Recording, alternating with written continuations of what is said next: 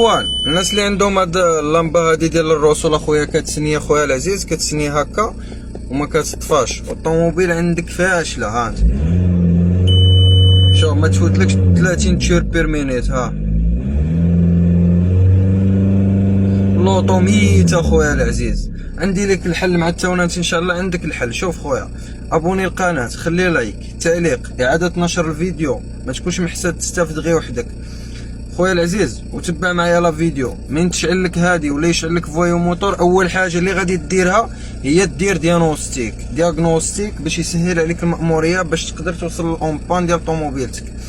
غادي نديروا لها الاخوان دياغنوستيك، ومن بعد ان شاء الله غادي نوريكم مشكل فين كاين باذن الله تعالى. يلا نبداو لا فيديو. احنا خويا غادي نجيو هنا نديرو كيقولوا له فولكسفاغن كونفيرمي، نديرو غير كونتاك الاخوان. بلتنا بالترنين هذا. ثم الاخوان عطانا غادي ندخلو في الموتور.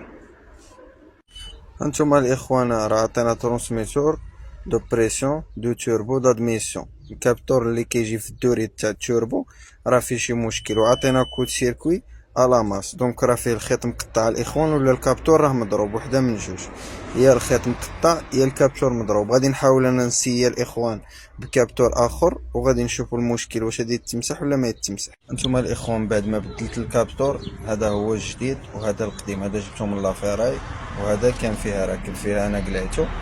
وغادي نسيو الاخوان واش غادي تحيد لنا المشكل ولا غادي تبقى الطوموبيل فاشله. تبع معنا. قلت لكم الاخوان مسحنا ليرور، دروك غادي نمسحوا قلت لكم ركبنا الكابتور، غادي نمسحوا الديفو.